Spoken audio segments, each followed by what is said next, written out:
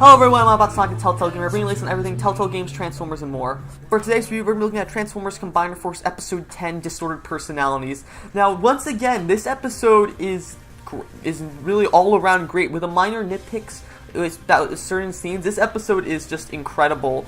We finally get more info on the Stunticons after we haven't seen them since Episode 7, The Great Divide, and it's really sets up more the whole Ultra B combination theory and how we're getting closer and closer to the battle between Ultra B and Menasor. So we're going to go over everything this episode did right and what it did wrong. So basically the whole point of this episode is that it's your typical body swap episode. Basically, Fix-It tries once again to figure out how exactly the B team can combine into Ultra B. So in order to do this, he creates this little panel for Bumblebee, Strong Arm, Sideswipe, Grimlock, and Drift to all stand on, and so basically they have them wear these helmets, similar to when Drift and Grimlock tried to combine in Get a Clue, and Sideswipe and Grimlock in last episode Out of the Shadows. So they end up trying to combine, but the device malfunctions, and then eventually everything looks fine at first, except that everyone is in different bodies. We have Sideswipe in Strong Arm's body, hilariously enough, Strong Arm's in Bumblebee's body, Bumblebee's in Grimlock's body,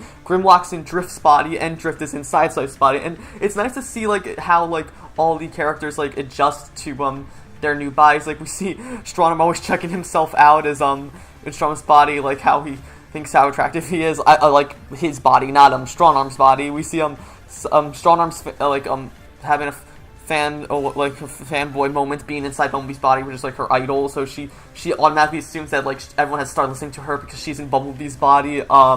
Drift hates being inside his body because it's so dirty, and that he hates that Grimlock is running around with and meanwhile Grimlock is being really funny because he can drive now, and so he's really loving that. And then finally Bumblebee can't he can walk anywhere without having to crush something that Grimlock, and he keeps running. He has a tail. So anyway, shortly after they combine, they learn that there is a street race going on in Crown City, and the Stunticons have entered it, presumably to cause chaos and stuff like that. So all the Autobots minus Bumblebee, because he's in Grimlock's body and they can't put him in a street race, go after the Decepticons. So eventually, unfortunately, because Fix-It can't put the machine back together yet, the Autobots have to go out in different bodies. So we get a bunch of funny scenes throughout this the episode with Strong Arm trying to order everyone around because she's Bumblebee in Bumblebee's body. We see Grimlock having trouble driving because he's never had an alt mode that can drive before. We even see a funny scene where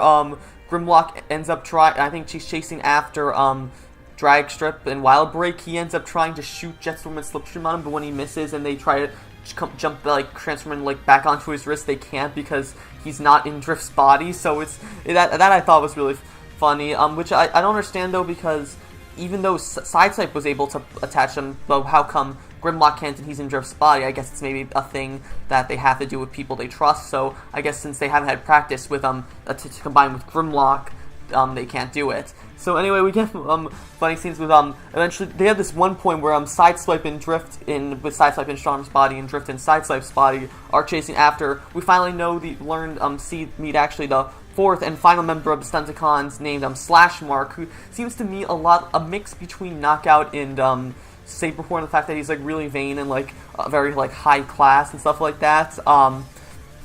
They're chasing after him, and they Sideswipe in Strom's body ends up surfing on riding Drift's in Sideswipe's body to get to Slashmark, and it's really funny. We get to see a nice more of some of these Stunticons' abilities, we see Heatseeker once again, of course, with his heat-seeking missiles, but we also see Slashmark has the ability to make wheelies that create fire tracks, as can name Slashmark, and Wild Break actually has a cool new ability which allows him to create earth tsunamis of sorts, by creating shockwaves in the earth, and I think that's really cool. So Sideswipe and Drift ends up beating Slashmark and Wild Break, and then in the same time we get to the con of the episode, which is the only real con about this episode was the way Strong Arm acted in this episode, and that she's very I'd say very she ends being very controlling of everyone, because the whole point is that because since she takes over Bumblebee's body, she assumes that everyone has to follow her lead and such, and so this gets really annoying at this point when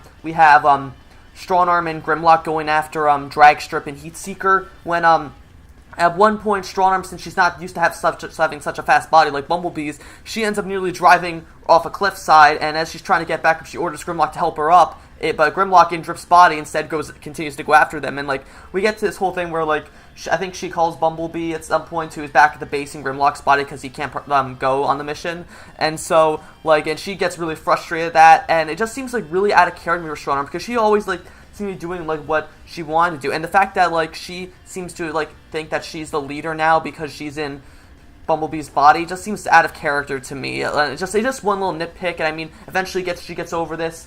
I mean, and another thing, and like the way she acts towards Grimlock, she seems very controlling of him, and to me, it seems like a step back, because I thought they moved past this. If you remember back in Season 2, Episode 3, Metal Meltdown, when she and Grimlock were forced to work together to take down Saberhorn, they seem to get along really well after that, and so this just seems like a step back from that, and while I am glad that they finally got back together at the end of the episode, I just hope that it doesn't happen again in the rest of the season. And then after that, the episode ends with this nice little funny ending, which it actually scared me a bit at first. So eventually, after they beat the Stunticons, they all head back. The Autobots head back to go get their bodies their minds put together back in their original bodies. And then everything seems to be looking up fine until we see Fix-It's body is in Respondent, and I thought for a second, like, oh god, is Fix-It dead or something? And then we find out that Fix-It ended up accidentally transferring his mind into the combining computer, and so I'm like, oh wow, is this gonna be like the next episode or something? Like, is the next episode gonna be all about Fix-It getting like his body back? But unfortunately, no. This is just like a little ending gag that is just seems to be resolved off screen by the time the next episode starts. So I'm kind of disappointed that I feel like that would have been a cool way to set up for the next episode, but unfortunately it wasn't. So yeah. And that was my review of Transformers Robots in the Skies Combiner Force Episode 10, Disordered Personalities. If I had to rate this episode, I would probably give it a 9 out of 10. These last couple episodes of Combiner Force have been just great. I really liked, like, body swap episodes, in my opinion, are, like, usually really fun episodes if you do them right. Like, with the exception of, Bumblebee not Strongarm as Bumblebee, I really thought it was hilarious seeing, Grimlock in Drift's body, Sideswipe in Strongarm's body, and Drift in Sideswipe's body. The only things, like I said, were the whole, like, waste of the ending gag with Fix-It being transferred to the computer, Strongarm being kind of bossy in Bumblebee's body, and I guess if I had to say one other thing, it was that, we didn't get to see enough of Bumblebee in Grimlock's body, which I understand they couldn't do after this episode, but, it would have been nice to see, like, what Bumblebee would have been capable of doing in Grimlock's body. So that's going to be it for this episode. I'll be back soon with episode 11, Guilty as Charged. If you like this review, be sure to like, comment, subscribe, and I will see you guys later.